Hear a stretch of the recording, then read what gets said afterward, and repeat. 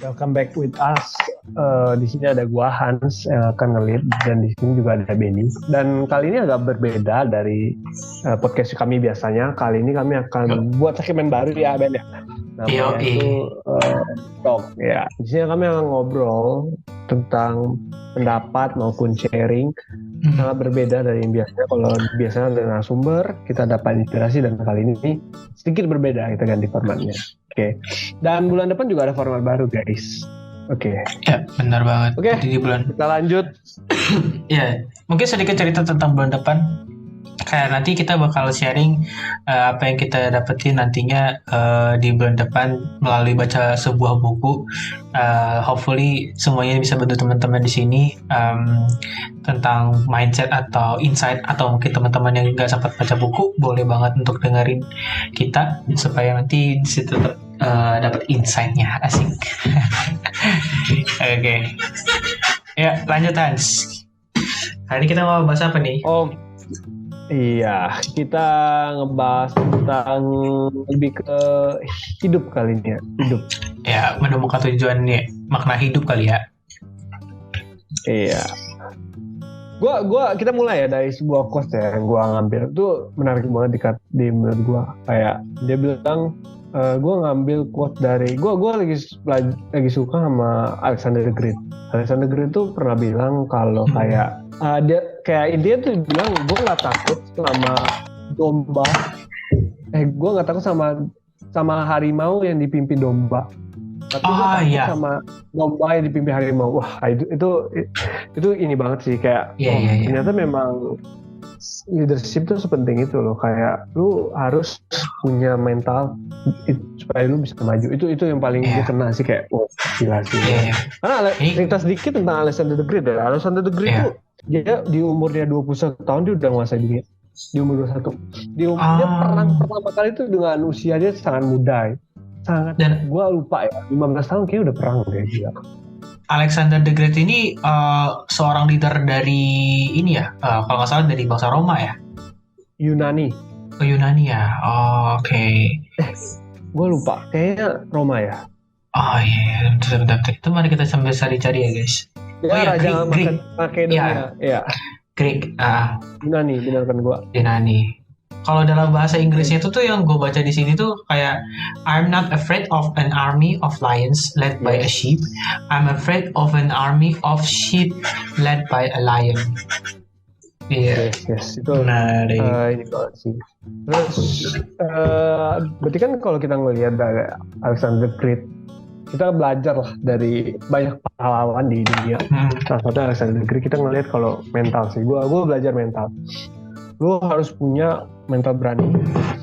Apapun yang terjadi, apapun yang akan dilakukan, harus berani. Gak kenal takut, gak kenal takut. Mungkin gue ngerasa juga Alexander the Great ada takut sih, cuman dia harus berani. Cuman sayangnya di umur dia ke 33 tahun, ketika istrinya meninggal, istri dia jatuh sakit dan dia meninggal gitu. Tapi maksudnya selama hidupnya masih 33 tahun, 12 tahun dia memimpin, luar biasa. Makanya julukannya Alexander the Great.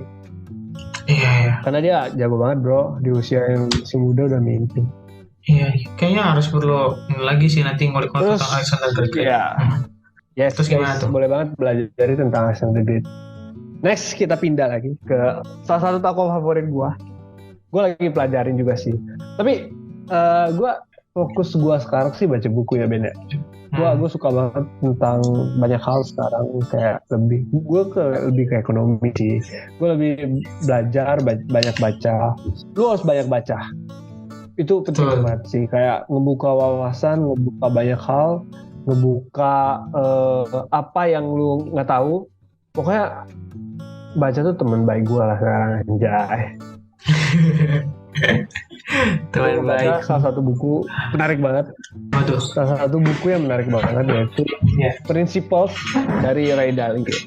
Jadi kalau kita ngelihat sekarang ekonomi dunia ini berubah. Dia juga ada bikin buku Changing World Order-nya Ray Dalio, itu juga bagus.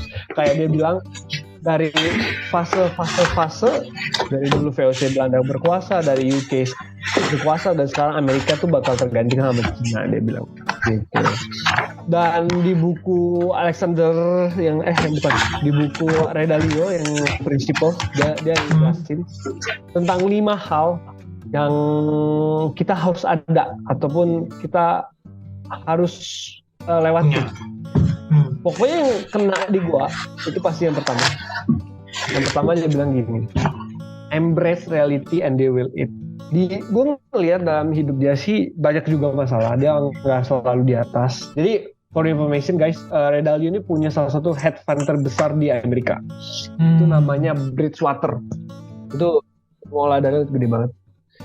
Jadi dia bilang kalau embrace reality and deal with it, kayak lu terima apapun yang terjadi dan lu deal with it, kayak udah lu harus terbiasa gitu. Harus menerima dan harus menyadari kayak it is what it is, kayak udah terjadi ya udah gitu loh. Ya respon dulu terhadap suatu hal gitu ya. Benar. Dia juga ngelajarin banyak hal yang wah, dia orang yang luar biasa sih. Gue selalu kagum dengan orang-orang kayak gitu sih. Terus selain itu gimana, mungkin Ben? Kalau dari lu apa nih? Oh, lu udah nih, sudah semua nih, lu sampein. Oh, ada lagi, udah, simpan dulu kali ya. Nanti aja lagi ya. Simpan. Iya. Kalau dari gue sendiri ya, tentang makna hidup, mungkin gue lebih ke menikmati hidup yang kayak, kalau lu tahu tuh, gue tuh suka banget dengerin kayak Alexandra Ruby. Dia tuh seorang yang dia penulis buku, dia tuh podcaster juga. Kalau teman-teman tahu podcastnya 30 Days of Lunch, di situ dia bahas tentang kayak lu sebagai perspektifnya seorang karyawan di under perusahaan, atau lu sebagai businessman, atau ya apapun kondisi lu. Jadi kayak dia tuh bisa merambah ke semuanya gitu, semua jenis lah pekerjaan. Kenapa? Karena gue menarik sih, kayak ini bukunya gue lagi sedang baca juga tentang buku dia yang paling terkenal banget, You Do You namanya, Discovering Life Through Experiments and Self-Awareness. Jadi intinya di dalam buku yang dia tulis itu tuh dia ngomongin soal dalam hidup ini sebenarnya kita tuh bisa dengan suka hati mengerjakan passion atau kesukaan kita. Tapi ingat, dari semua hal itu yang kita lakukan, ada hal-hal yang harus kita tetap perhatikan. Salah satunya kayak kita tetap konsisten. Jadi konsisten, jangan kayak lo tau gak sih, kayak anak-anak zaman sekarang, oh gue passionate nih di bidang musik, padahal dia belum banyak skill di bidang musik kan. Tahu-tahu waktu les seminggu 2 minggu udah bosan gitu, katanya alasannya kayak bosan ya gue udah nggak passion lagi bro. Lah kemarin lu 2 minggu yang lalu ngomong passionate, sekarang lu udah ngerasa kayak nggak passionate banget. Jadi kayak mungkin di buku ini juga dia jelasin, iya hangat-hangat. Kalau bahasa kasarnya hangat-hangat teh ayam nggak sih? Iya. Jadi kayak ketika once lu udah tahu bahwa diri lu passion di satu bidang, lu tuh harus fokusin di satu hal tersebut. Dan dalam hidup ini itu adalah salah satu hal yang harus lu temukan. Dalam hidup ini juga kayak dia nonjolin tentang ikigai. Kalau lu pada tahu ikigai itu kan 1% better setiap hari. Perbaikan terus menerus ya ikigai. Lebih tepatnya ikigai itu menemukan apa meaning of life dalam hidup Kaizen yang perbaikan ya, gue salah. Kaizen yang perbaikan, Kaizen yang 1% better setiap hari. Mungkin ya gue belum tahu kalau misalnya 1% setiap hari. Tapi kalau yang kayak ikigai itu gitu. Jadi di ikigai itu dia ada diagramnya juga. Jadi nih gue sambil lihat bukunya guys ya, saya nyontek. Jadi kayak satisfaction but feeling misalnya kayak what you are good at, kayak what you love, what the world needs, and what you can pay for. Dan 4 hal itu ketika lu sudah ketemu, itu dinamakan ikigai. Disitulah lu mengetahui bahwa a reason for being gitu. reason, alasan lu kenapa ada di dunia ini gitu. Terus kayak tinggal jelasin juga kayak dalam buku ini yang menarik, yang baru ngena banget di gua tuh adalah eh, kan kita anak-anak muda yang lagi fresh grad ya, yang lagi cari kerja atau mungkin lagi kerja, meniti karir, mengapai skill. Jangan terlena dan jangan terfokus kepada apa namanya, satu hal atau variabel dalam menilai sebuah pekerjaan. Contoh kayak lu tuh punya gaji, dapat gaji mungkin gede di awal lu kerja contohnya kan. Tidak 6 juta lah gitu per bulan, tapi mungkin elunya berada di bawah atau 3 lapisan di bawah manajemen. Terus lu kerja di perusahaan lain mungkin yang gajinya 4 juta, tapi lu langsung direct di under chief-nya, yang punya perusahaan. Dari situ lambat laun mungkin gajinya si yang gede tadi si 6 juta itu bakal naik 500 per tahunnya, tapi yang tadi si 4 juta itu bisa naiknya lompatannya lebih gede di tahun kelima. Di tahun kelima itu kan butuh takes time dan itu butuh kesabaran, dimana lu juga ingin upgrade skill. Kenapa dia memilih untuk mendorong orang-orang untuk kayak langsung ketemu dengan ownernya? Karena dia juga bisa belajar banyak tentang si ownernya langsung kan, si pemilik perusahaannya, dengan mindset dan pemikiran-pemikiran dari si perusahaan. Si pemilik perusahaan itu tuh bisa memajukan dia suatu saat nanti lebih skillful gitulah, tidak monoton dalam bekerja. Itu sih. Dan satu lagi kayak yang di TikTok ya, mungkin ini mungkin nggak tahu ya teman-teman apakah ini dapat dipertanggungjawabkan atau tidak, tapi either yes or not, gue sih sangat mengerti bahwa sebenarnya alasan kenapa orang dalam bekerja mungkin ya kayak burn out atau segala macam. Bekerja kan juga kadang-kadang kalau lu misalnya kerja setiap hari 9 to 5 kan kadang-kadang jenuh gak sih Hans? Kayak apa sih alasan hidup gue? Capek ya. Kayak gue gini-gini mulu, ini kayak siklus, kayak gue kayak sapi perah.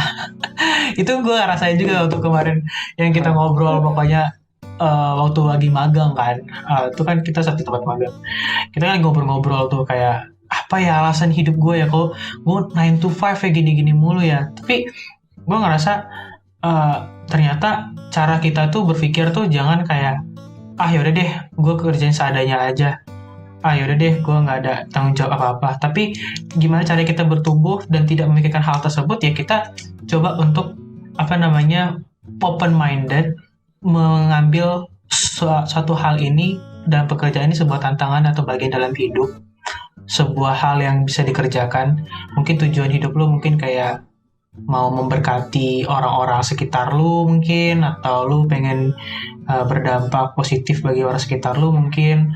Jadi gimana caranya adalah ya miliki rasa untuk memiliki si perusahaan itu, sama-sama memiliki si perusahaan itu. Jadi ketika lu memiliki rasa kepemilikan terhadap perusahaan itu, lu bekerja di perusahaan A, lu merasa kayak gue punya perusahaan A ini juga nih. Jadi setiap tindakan dan step-step yang lu lakukan ke depannya itu bakal berpikir dan diubah ke mode seperti seorang ownership, ngerti nggak? Jadi kayak lu tuh mindsetnya berubah.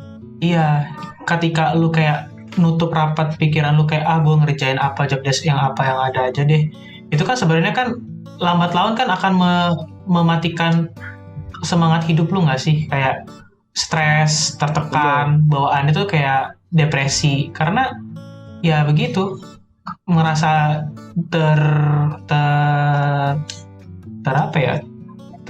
dirugikan lah gitu di perusahaan itu. Jadi cara cepat untuk bisa berkembang gitu. Ya lanjut. Tapi yang menarik sih ini sih, kalau menurut gue benar sih yang kata lu, kayak satu titik kita gak bakal ngerasa kayak gue udah kerja capek banget. Cuman satu hal yang gue pelajari sekarang, gue percaya 2 hal ini. Lu denger ya, ini 2 hal yang berubah banyak dalam hidup gue. Dia gini, disiplin tuh beats motivation, obsess tuh beats talents. Jadi emang ketika lu misalnya kerja bangun pagi itu kan disiplin Disiplin itu kalah motivasi, karena ketika lu bermotivasi tapi nggak ada action juga sama dengan nol. Tapi ketika lu obses, misalnya lu kerja nih, misalnya lu bagian marketing, finance atau apa marketing gitu misalnya kita bilang. Terus ketika lu dikasih tantangan, lu mindset lu mikir kayak, aduh, gue nggak bisa nih, aduh susah banget nih ngejar omset, ngejar ini, ngejar itu. Coba lu putar pikiran lu kayak, kalau lu bisa gimana? Kalau lu bisa maju gimana? Kalau lu belum maju gimana? Itu mindsetnya. Karena ya itu dalam hidup lu nggak bisa lari, lu harus maju. Itu juga yang gue pelajari sih tentang mentalitas, tentang mindset. Itu mindset yang harus diterapin sih, nggak cuma di kerjaan, di mana aja. Dan itu selalu diputar.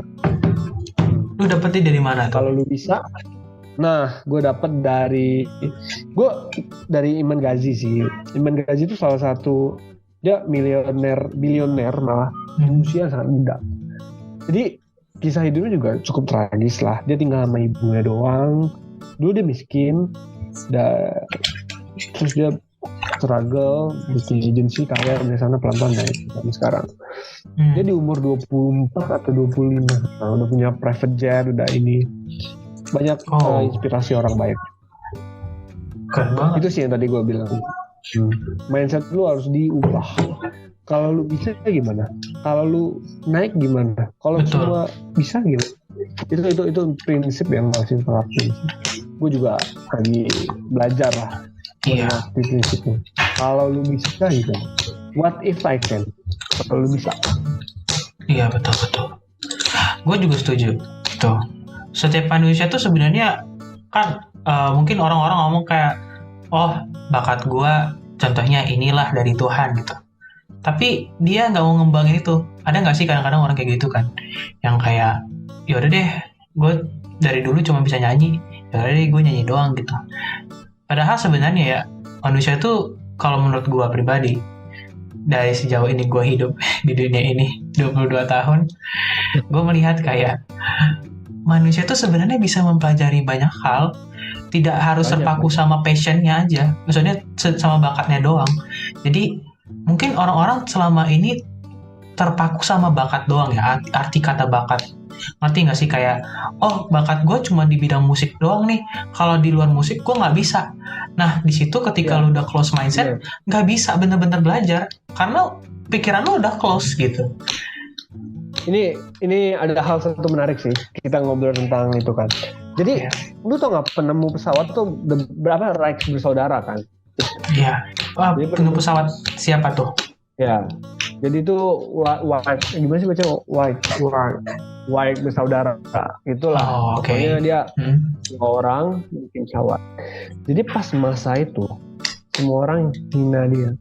Dia tuh bukan mekanik ini, dia tuh mekanik sepeda. Dia bukan mekanik mobil, bukan mekanik motor, dia mekanik sepeda.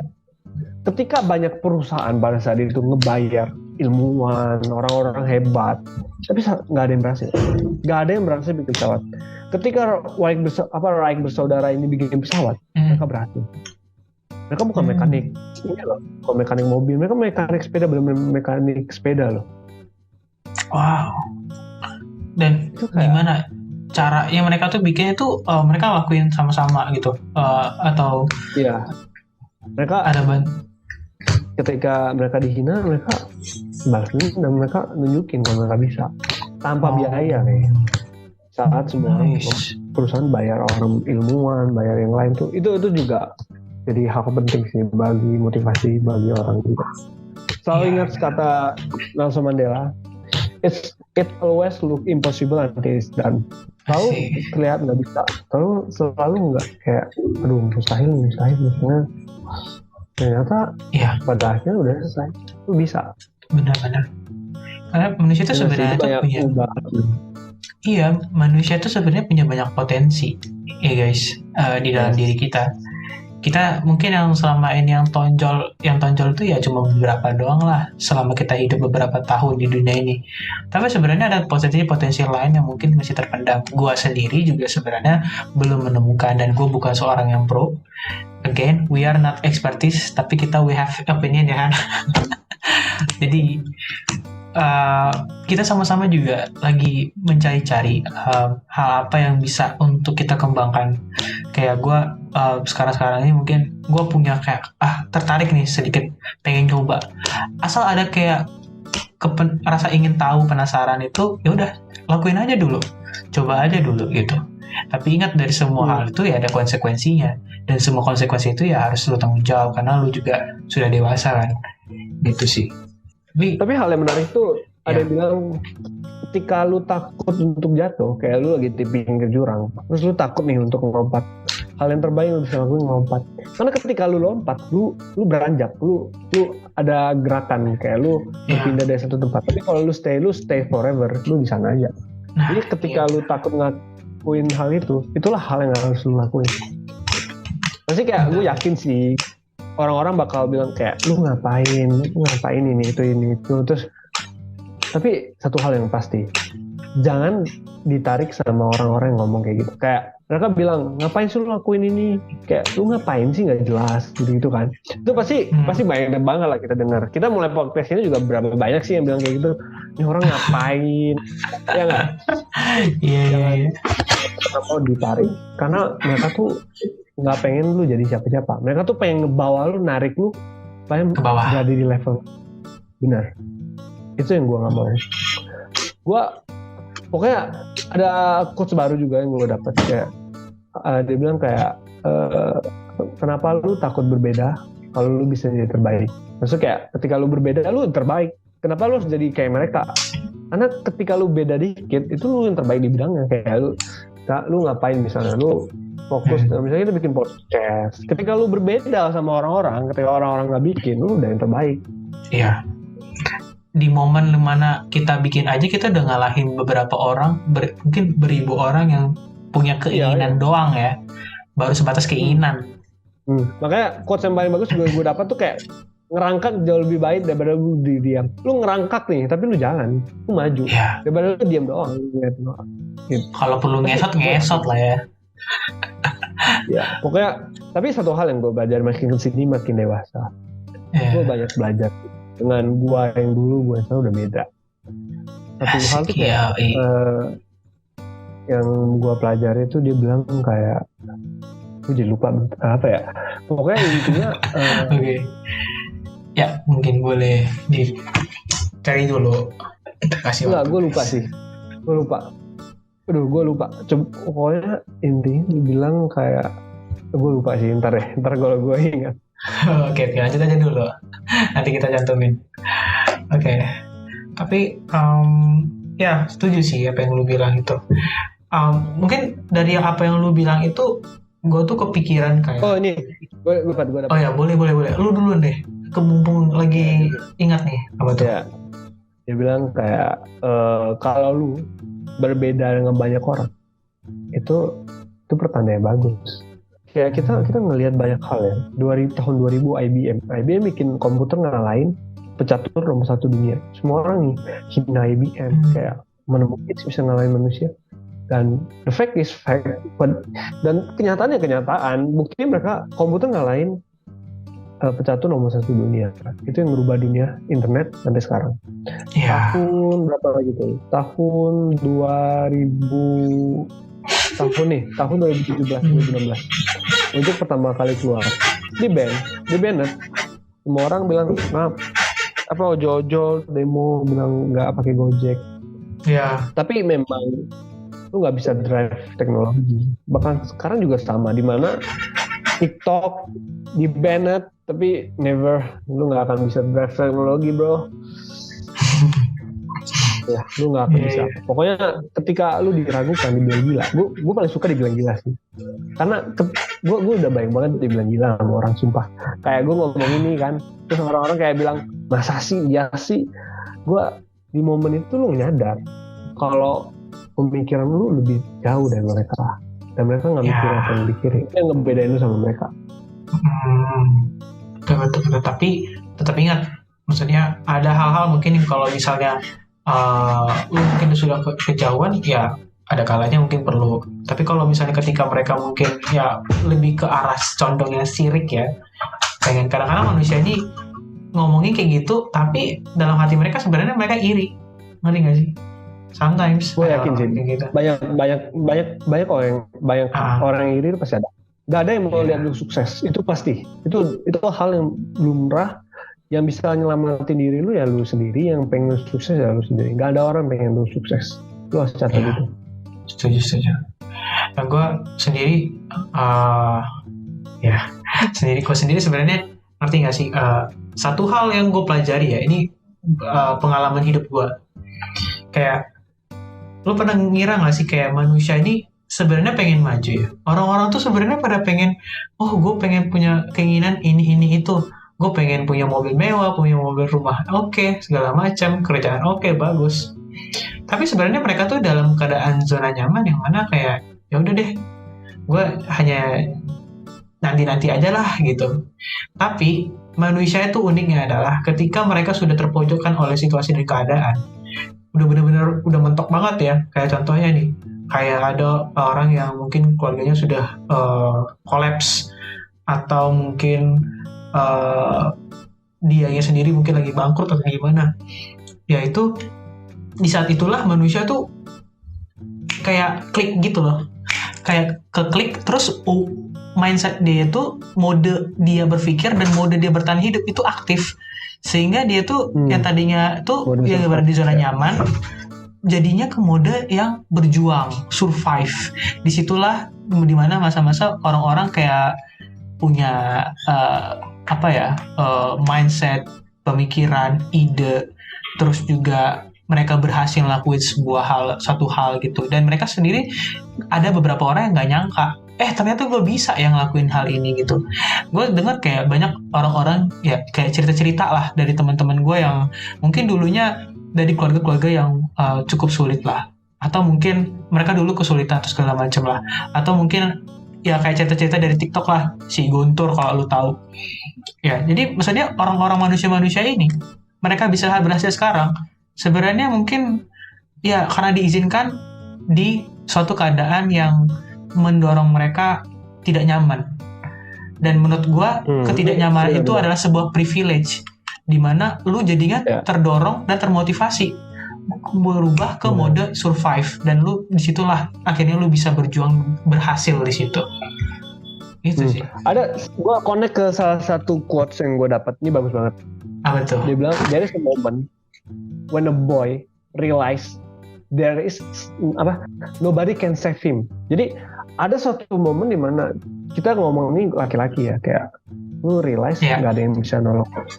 Dan di momen itu a boy berubah jadi seorang man. Jadi di momen itu anak-anak kayak boy ya berubah jadi layaknya seorang man.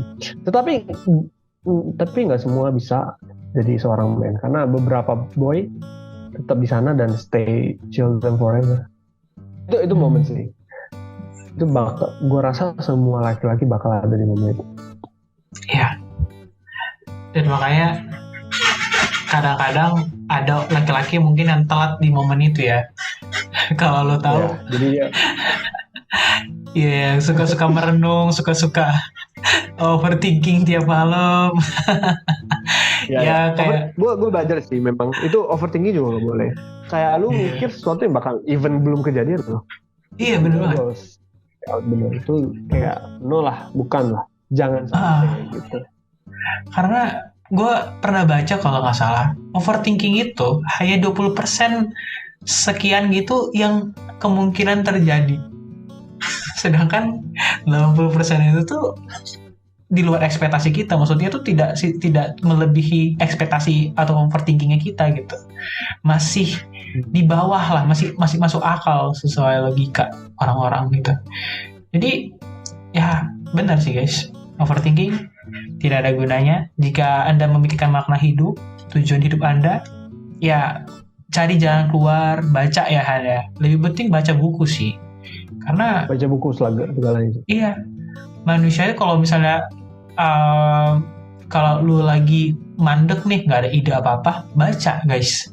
Jangan diam doang. Ketika lu baca, lu dapat ide. Benar. Ketika dari situ. Ya, benar. Gue setuju banget sih. Makin lu baca, makin lu banyak. Gue makin baca, makin ngerasa bodoh. Itu yang pasti. Tapi jangan pernah ngerasa puas, jangan pernah ngerasa pintar. Setuju. Itu paling penting. Ya, makin lu baca, makin lu merasa ini. kurang ya. Ya, oke. Sudah ya, kita udah cukup lama nih ngobrol. Mungkin kita lanjut ke part 2 ya ntar ya. Kita bikin part 2 kalau memang ini oke, lanjut part 2. Banyak sih yang masih kita bisa obrolin gitu. Cuma Iya, untuk boleh. part 1 kita tutup sampai sini ya Ben ya. Udah lama Iya. juga. Gue tutup dengan sebuah quotes dari ini orang yang gue suka, itu Benjamin. Boleh. Ya, dia bilang, if a man empties his purse into his head, no man can take it away from me. Jadi artinya ketika seorang laki-laki punya knowledge ataupun ilmu yang ada di kepalanya, nggak ada satu orang pun yang bisa ngambil. Gitu. Jadi se-powerful itu dari sebuah ilmu. Iya, setuju. Ilmu, kalau lu cari ilmu, lu bakal dapat. Lu haus ilmu, lu bakal beruntung. Karena orang yang berilmu adalah orang yang paling beruntung di dunia. Asik. Yes. Iya guys, carilah ilmu sebanyak-banyaknya. Ya mungkin itu jadi mungkin teman-teman di part 1 ini. Nanti kita mungkin bakal lanjut di part 2. So ya, jangan lupa lanjut ke part 2 kita nanti ya. Oke. Bye guys. Yap. Bye.